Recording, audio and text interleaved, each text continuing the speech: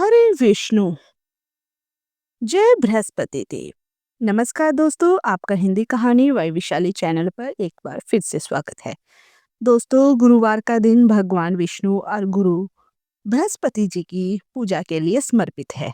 इस दिन लोग व्रत रखते हैं और इनकी विधि पूर्वक पूजा करते हैं।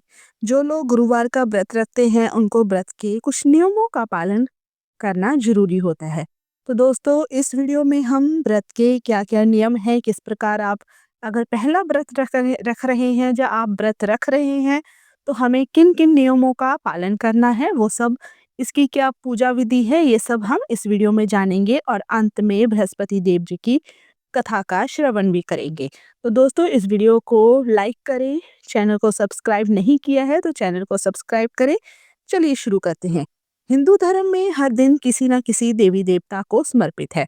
जिस तरह सोमवार का दिन भगवान शिव को समर्पित है, मंगलवार हनुमान जी को समर्पित है और बुधवार का दिन गणेश जी को समर्पित है, उसी तरह गुरुवार के दिन भगवान श्री हरि विष्णु की पूजा की जाती है। गुरुवार बृहस्पतिवार का व्रत बड़ा ही फलदायी माना जाता है। ऐसी मान्यता है कि इस दिन भगवान विष्णु की पूजा अर्चना और व्रत रखने से भगवान प्रसन्न होते हैं और अपने भक्तों पर अपनी कृपा बरसाते हैं और उन्हें मनचाहा वरदान देते हैं। गुरुवार के दिन व्रत करना अत्यंत शुभ माना गया है। व्रत करने के बाद हमें कथा का श्रवण अवश्य करना है, जिससे हमारे घर परिवार में सुख समृद्धि बनी रहती है। अगर व्रत के नियमों का पालन ना किया जाए तो भगवान श्री हरि विष्णु नाराज हो जाते हैं। तो हमें किन किन बातों का ध्यान रखना है, क्या इसकी पूजा विधि है, व्रत कैसे किया जाता है, आइए जानते हैं। गुरुवार के दिन हमें सुबह जल्दी उठकर स्नान करना है। इसके बाद पूजा घर या केले के पेड़ के नीचे भगवान श्री हरि विष्णु की प्रतिमा या फोटो रखकर उन्हें प्रणाम करें। इस दिन केले के पेड़ की पूजा की जाती है, पर केले का सेवन नहीं किया जाता। केले को प्रसाद के रूप में भगवान विष्णु और बृहस्पति देव जी को चढ़ाया जाता है। कोई नया छोटा या पीला वस्त्र भगवान को अर्पित करना है। हाथ में चावल और पवित्र जल लेकर व्रत का संकल्प ले। एक लोटे में पानी और हल्दी डालकर पूजा के स्थान पर रखें। भगवान को गुड़ और धुनी चने की दाल का भोग लगाएं। गुरुवार व्रत की कथा का श्रवण करें, पूजा पाठ व आरती करें। भगवान को प्रणाम करके हल्दी वाला पानी केले की जड़ या किसी अन्य पौधे की जड़ों में डालना चाहिए। तो दोस्तों, इस दिन हमें पीले रंग के वस्त्र डालने हैं और जब हम व्रत का शाम के समय पारण करेंगे तो हमें पीला भोजन ही करना है। इस दिन हमें नमक का सेवन बिल्कुल भी नहीं करना है। सुबह दोपहर को आप फलाहार कर सकते हैं। शाम के समय आपको बृहस्पति देव और श्री हरि विष्णु की पूजा करने के बाद कथा सुनने के पश्चात आप भोजन ग्रहण कर सकते हैं। अगर आप पहली बार गुरुवार का व्रत रखने जा रहे हैं तो आपको उस गुरुवार का चयन करना चाहिए जिस दिन पुष्य नक्षत्र हो। अगर ये संभव न हो जाए, किसी भी मास के शुक्ल पक्ष के पहले गुरुवार से यह व्रत की शुरुआत आप कर सकते हैं। अगर आप गुरुवार के दिन भगवान विष्णु की पूजा करते हैं तो इस दिन केले का सेवन भूल कर भी हमें नहीं करना है। हिंदू धर्म के अनुसार केले के पेड़ में भगवान श्री हरि विष्णु का वास माना जाता है, इसलिए गुरुवार के दिन केले के पेड़ पर जल अर्पित करना और उसकी पूजा करनी होती है।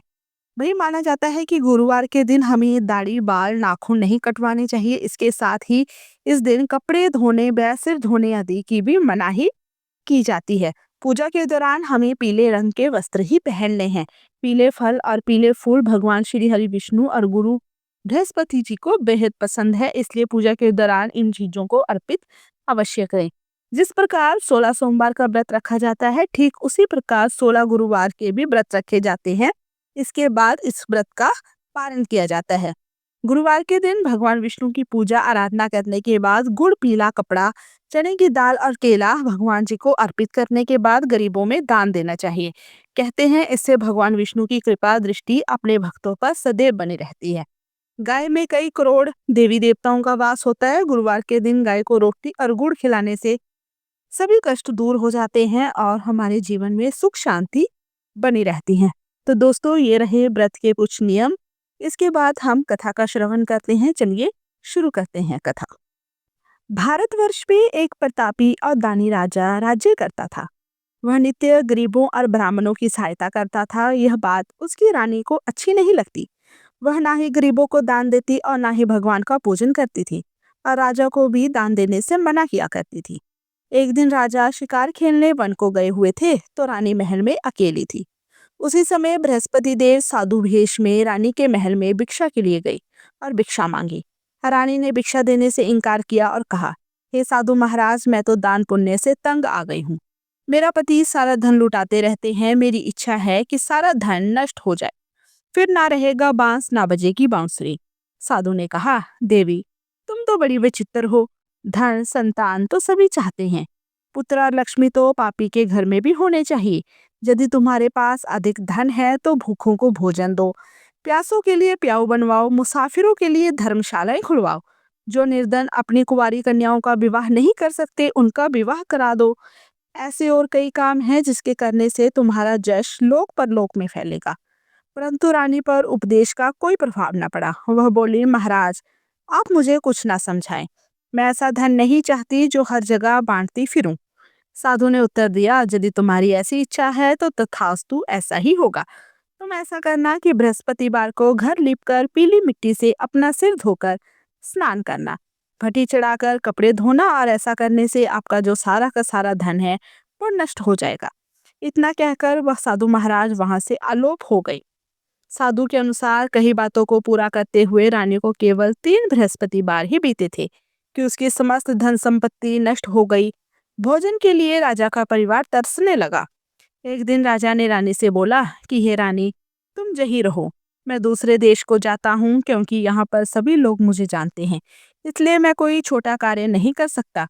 ऐसा कहकर राजा परदेश चला गया। वहां वह जंगल से लकड़ी काट कर लाता और शहर में बेचता। इस तरह वह अपना जीवन व्यतीत करने लगा।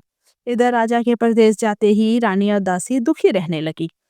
एक बार जब रानी और दासी को 7 दिन तक बिना भोजन के रहना पड़ा तो रानी ने अपनी दासी से कहा, हे दासी, पास ही के नगर में मेरी बहन रहती है, वह बड़ी धनवान है, तो उसके पास जा और कुछ ले आ ताकि थोड़ी बहुत गुजर बसर हो जाए। दासी रानी के बहन के पास गई। उस दिन गुरुवार था और रानी की बहन उस समय बृहस्पतिवार व्रत की कथा सुन रही थी।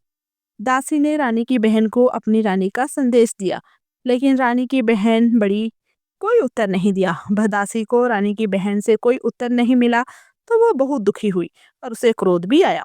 दासी ने वापस आकर रानी को सारी बात बता दी। सुनकर रानी ने अपने भाग्य को कोसा और कहा कि ऐसे बुरे समय में कोई भी किसी का साथ नहीं देता।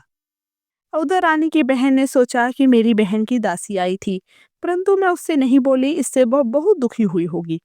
कथा सुनकर और पूजन समाप्त करके वह अपनी बहन के घर आई और कहने लगी, हे बहन, मैं बृहस्पतिवार का व्रत कर रही थी। तुम्हारी दासी जब मेरे घर आई थी, परंतु जब तक कथा होती है तब तक ना तो उठते हैं और ना ही बोलते हैं, इसलिए मैं नहीं बोली।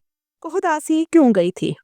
रानी बोली, बहन तुमसे क्या छुपाऊं, हमारे घर में खाने तक को अनाज नहीं था। ऐसा कहते कहते रानी की आंखें भर आई। उसने दासी समेत पिछले 7 दिनों से भूखे रहने की बात भी अपनी बहन को विस्तार पूर्वक सारी की सारी सुना दी। रानी की बहन बोली, देखो बहन, भगवान बृहस्पति देव सबकी मनोकामना को पूर्ण करते हैं। देखो शायद तुम्हारे घर में भी अनाज रखा हो। पहले तो रानी को विश्वास नहीं हुआ, पर बहन के बार बार आग्रह करने पर उसने अपने दासी को अंदर भेजा तो उसे सचमुच अनाज से भरा एक घड़ा मिल गया। यह देखकर दासी को बड़ी हैरानी हुई। दासी रानी से कहने लगी, हे रानी, जब हमको भोजन नहीं मिलता तो हम व्रत ही तो करते हैं, इसलिए क्यों ना इनसे व्रत और कथा की विधि पूछ ली जाए ताकि हम भी व्रत कर सकें। तब रानी ने अपनी बहन से बृहस्पतिवार व्रत के बारे में पूछा। उसकी बहन ने बताया, बृहस्पतिवार के व्रत में चने की दाल और मुनक्का से विष्णु भगवान का केले की जड़ में पूजन करें तथा दीपक जलाएं। व्रत कथा सुने और पीला भोजन ही करें, इससे बृहस्पति देव प्रसन्न होते हैं।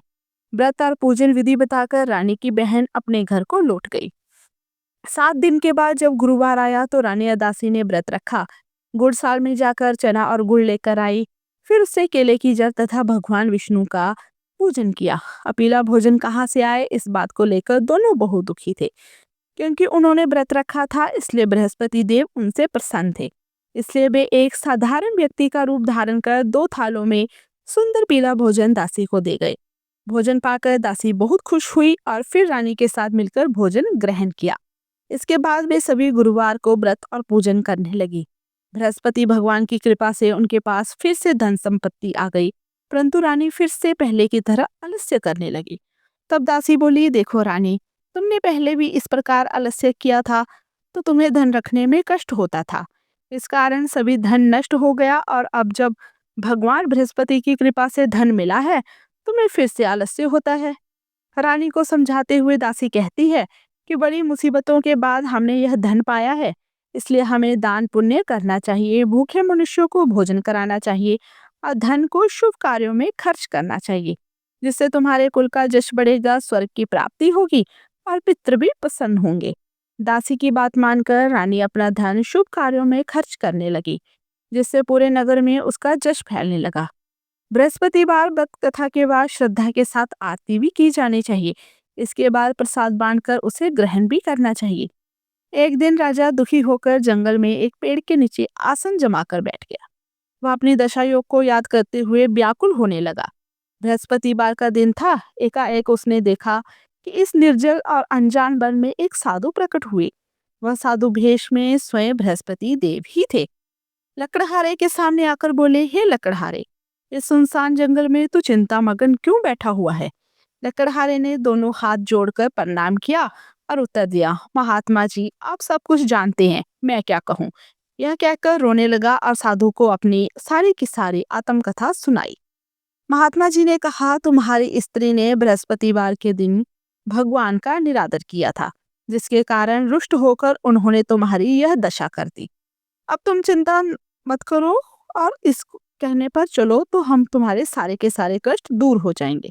भगवान पहले से भी अधिक संपत्ति देंगे। तुम बृहस्पति के दिन कथा किया करो, 2 पैसे के चने मुनक्का लाकर उसका प्रसाद बनाओ और शुद्ध जल से लोटे में शक्कर मिलाकर अमृत तैयार करो। कथा के पश्चात अपने सारे परिवार और सुनने वाले प्रेमियों में अमृत व प्रसाद बांटकर आप भी ग्रहण करो।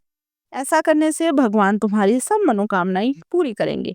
साधु के ऐसे वचन सुनकर लकड़हारा बोला, हे प्रभु, मुझे लकड़ी बेचकर इतना पैसा नहीं मिलता कि भोजन के उपरांत कुछ बचा सकूं। मैंने अपनी रात्रि में अपनी स्त्री को व्याकुल देखा। मेरे पास कुछ भी नहीं जिससे मैं उसकी खबर मंगवा सकूं। साधु ने कहा, हे लकड़हारे, तुम किसी बात की चिंता मत करो। बृहस्पति के दिन तुम रोजाना की तरह लकड़ियां लेकर शहर को जाओ। तुमको रोज से 2 गुना धन प्राप्त होगा, जिससे तुम भली भांति भोजन कर लोगे तथा बृहस्पति देव की पूजा का सामान भी आ जाएगा। इतना कहकर साधु अंतर ध्यान हो गए। धीरे धीरे समय व्यतीत होने पर फिर वही बृहस्पतिवार का दिन आया। लकड़हारा जंगल से लकड़ी काटकर किसी शहर में बेचने गया। उसे उस दिन और अधिक धन मिला। राजा ने चना गुड़ आदि लाकर गुरुवार का व्रत किया और उस दिन से उसके सभी क्लेश दूर हो गए। परंतु जब दोबारा गुरुवार का दिन आया तो बृहस्पतिवार का व्रत करना भूल गया। इस कारण बृहस्पति देव भगवान नाराज हो गए। उस दिन उस नगर के राजा ने विशाल यज्ञ का आयोजन किया था तथा शहर में यह घोषणा करा दी कि कोई भी मनुष्य अपने घर में भोजन ना बनावे और ना ही आग जलावे। समस्त जनता मेरे यहाँ भोजन करने आए। इस आज्ञा को जो ना मानेगा उसे फांसी की सजा दी जाएगी। इस तरह की घोषणा संपूर्ण नगर में करवा दी गई। राजा के आज्ञानुसार शहर के सभी लोग भोजन करने गए, लेकिन लकड़हारा कुछ देर से पहुंचा, इसलिए राजा ने उसको अपने साथ घर लेकर आ गया और वहीं पर भोजन कराने लगा। तो रानी की दृष्टि उस खूंटी पर पड़ी जिस पर उसका हार लटका हुआ था। वह वहां पर दिखाई नहीं दिया। रानी ने निश्चय किया कि मेरा हार इस मनुष्य ने चुरा लिया है। उसी समय सिपाहियों को बुलाकर उसको कारागार में डलवा दिया गया। जब लकड़हारा कारागार में पड़ गया तो वह दुखी होकर विचार करने लगा कि ना जाने कौन से पूर्व जन्म के कर्म से मुझे यह दुख प्राप्त हुआ है, और उसी साधु को याद करने लगा जो कि जंगल में मिला था। उसी समय तत्काल बृहस्पति देव साधु के रूप में प्रकट हुए और उसकी दशा को देखकर कहने लगे, अरे मूर्ख, तूने बृहस्पति देव की कथा नहीं करी, इस कारण तुझे दुख प्राप्त हुआ है। अब चिंता मत कर, बृहस्पतिवार के दिन कारागार के दरवाजे पर 4 पैसे पड़े मिलेंगे। इनसे तू बृहस्पति देव की पूजा करना, तेरे सभी कष्ट दूर हो जाएंगे। बृहस्पति के दिन उसे 4 पैसे मिले। लकड़हारे ने कथा कही और उसी रात्रि को बृहस्पति देव ने उस नगर के राजा को स्वप्न में कहा, हे राजा, तुमने जिस आदमी को कारागार में बंद कर दिया है वह निर्दोष है। वह राजा है, उसे छोड़ देना। रानी का हार उसी खूंटी पर लटका है। अगर तू ऐसा नहीं करेगा तो मैं तेरे सारे के सारे राज्य को नष्ट कर दूंगा। इस तरह रात्रि के स्वप्न को देखकर राजा प्रातःकाल उठा और खूंटी पर हाथ देखकर लकड़हारे को बुलवाकर क्षमा मांगी तथा लकड़हारे को योग्य सुंदर वस्त्र आभूषण देकर विदा कर दिया। बृहस्पति देव की आज्ञानुसार लकड़हारा अपने नगर को चल दिया। राजा जब अपने नगर के निकट पहुंचा तो उसे बड़ा आश्चर्य हुआ। नगर में पहले से अधिक बाग, तालाब, कुएं तथा बहुत सी धर्मशाला, मंदिर आदि बन गई हैं। राजा ने पूछा, यह किसका बाग और धर्मशाला है? तब नगर के सब लोग कहने लगे कि यह सब रानी और बांदी के हैं। तो राजा को आश्चर्य हुआ और गुस्सा भी आया। जब रानी ने यह खबर सुनी कि राजा आ रहे हैं तो उन्होंने बांदी से कहा कि हे दासी, देख राजा हमको कितनी बुरी हालत में छोड़ गए थे। हमारी ऐसी हालत देखकर वह लौट ना जाए, इसलिए तू दरवाजे पर खड़ी हो जा। आज्ञानुसार दासी दरवाजे पर खड़ी हो गई। राजा आए तो उन्हें अपने साथ ले आए। तब राजा ने क्रोध करके अपनी रानी से पूछा कि यह धन तुम्हें कैसे प्राप्त हुआ है? तब उन्होंने कहा, हमें यह सब धन बृहस्पति देव की व्रत की कृपा से प्राप्त हुआ है। राजा ने निश्चय किया कि 7 रोज बाद तो सभी बृहस्पति देव का पूजन करते हैं, परंतु मैं प्रतिदिन में 3 बार कहानी तथा रोज व्रत किया करूंगा। अब हर समय राजा के दुपट्टे में चने की दाल बंदी रहती तथा दिन में 3 बार कहानी कहता। एक रोज राजा ने विचार किया कि चलो अपनी बहन के यहाँ हो जाए आवे। इस तरह निश्चय कर राजा घोड़े पर सवार हो अपनी बहन के यहाँ को चलने लगा। मार्ग में उसने देखा कि कुछ आदमी एक मुर्दे को लिए जा रहे हैं। उन्हें रोककर राजा कहने लगा, अरे भाइयों, मेरी बृहस्पति देव की कथा सुन लो। वे बोले, लो हमारा तो आदमी मर गया, इसको अपनी कथा की पड़ी है। परंतु कुछ आदमी बोले, अच्छा कहो, हम तुम्हारी कथा भी सुनेंगे। राजा ने दाल निकाली और जब कथा आदि हुई तो मुर्दा हिलने लग गया। और जब कथा समाप्त हो गई तो राम राम करके मनुष्य उठकर खड़ा हो गया। आगे मार्ग में उसे एक किसान खेत में हल चलाता मिला। राजा ने उसे देख और उससे बोला, अरे भैया, तुम मेरी बृहस्पतिवार की कथा सुन लो। किसान बोला, जब तक मैं तेरी कथा सुनूंगा तब तक 4 हरैया जोत लूंगा। जा अपनी कथा किसी और को सुनाना। इस तरह राजा आगे चलने लगा तो राजा के हटते ही बैल पछाड़ खाकर गिर गई और किसान के पेट में बड़ी जोर का दर्द होने लगा। उस समय उसकी माँ रोटी लेकर आई। उसने जब यह देखा तो अपने पुत्र से सब हाल पूछा। तो बेटे ने सभी हाल कह दिया। तो बुढ़िया दौड़ी दौड़ी उस घुड़सवार के पास गई। उससे बोली कि मैं तेरी कथा सुनूंगी तो अपनी कथा मेरे खेत पर चलकर ही कहना। राजा ने बुढ़िया के खेत पर जाकर कथा कही, जिसे सुनते ही वह बैल उठ खड़ा हुआ और किसान के पेट का दर्द भी बंद हो गया। राजा अपनी बहन के घर पहुंचा। बहन ने भाई की खूब मेहमानी की। दूसरे रोज प्रातःकाल राजा जगा तो वह देखने लगा कि सब लोग भोजन कर रहे हैं। राजा ने अपनी बहन से कहा, ऐसा कोई मनुष्य है जिसने भोजन नहीं किया हो? मेरी बृहस्पतिवार की कथा सुन ले। बहन बोली, हे भैया, यह देश ऐसा ही है कि पहले यहाँ लोग भोजन करते हैं, बाद में अन्य काम करते हैं। अगर कोई पड़ोस में हो तो मैं देख आती हूँ। यह कहकर देखने चली गई, परंतु उसे कोई ऐसा व्यक्ति नहीं मिला जिसने भोजन ना किया हो। अतः वह एक कुम्हार के घर गई जिसका लड़का बीमार था। उसे मालूम हुआ कि उसके यहाँ 3 रोज से किसी ने भोजन नहीं किया। रानी ने अपने भाई की कथा सुनने के लिए कुम्हार से कहा। वह तैयार हो गया। राजा ने जाकर बृहस्पतिवार की कथा कही, जिसको सुनकर उसका लड़का ठीक हो गया। अब तो राजा की प्रशंसा होने लगी। एक रोज राजा ने अपनी बहन से कहा कि हे बहन, हम अपने घर को जाएंगे, तुम भी तैयार हो जाओ। राजा की बहन ने अपनी सास से कहा। सास ने कहा, हाँ चली जा, परंतु अपने लड़कों को मत ले जाना, क्योंकि तेरे भाई के कोई औलाद नहीं है। बहन ने अपने भैया से कहा, हे भैया, मैं तो चलूंगी पर कोई बालक नहीं चाहेगा। राजा बोला, जब कोई बालक नहीं चलेगा तब तुम भी क्या करोगी? बड़े दुखी मन से राजा अपने नगर को लौट आया। राजा ने अपनी रानी से कहा, हम निर्वंशी हैं, हमारा मुख देखने का धर्म नहीं है और कुछ भोजन आदि नहीं किया। रानी बोली, हे प्रभु, बृहस्पति देव ने हमें सब कुछ दिया है, वह हमें औलाद अवश्य देंगे। उसी रात को बृहस्पति देव ने राजा के स्वप्न में कहा, हे राजा, उठ, सभी सोच त्याग दे, तेरी रानी गर्भ से है। राजा की यह बात सुनकर बड़ी खुशी हुई। 9वें महीने में उसके गर्भ में एक सुंदर पुत्र पैदा हुआ। तब राजा बोला, हे रानी, स्त्री बिना भोजन के रह सकती है पर बिना कहे नहीं रह सकती। जब मेरी बहन आए तो तुम कुछ मत कहना। रानी ने सुनकर हाँ कर दिया। जब राजा की बहन ने यह शुभ समाचार सुना तो वह बहुत खुश हुई तथा बधाई लेकर अपने भाई के यहाँ आई। तभी रानी ने कहा, घोड़ा चढ़कर तो नहीं आई, गधा चढ़ी आई हो। राजा की बहन ने बोली, भाभी, मैं इस प्रकार न कहती तो तुम्हें औलाद कैसे मिलती? बृहस्पति देव ऐसे ही हैं, जिसके मन में जैसी कामनाएं हैं सभी को पूर्ण करते हैं।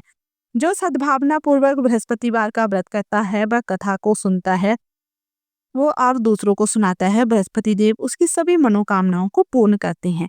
तो दोस्तों ये रही बृहस्पतिवार की व्रत कथा और व्रत की विधि। दोस्तों अगर वीडियो अच्छी लगी तो चैनल को सब्सक्राइब करें, वीडियो को लाइक करें और ज़्यादा से ज़्यादा लोगों तक शेयर अवश्य करें। जय बृहस्पति देव, जय विष्णु।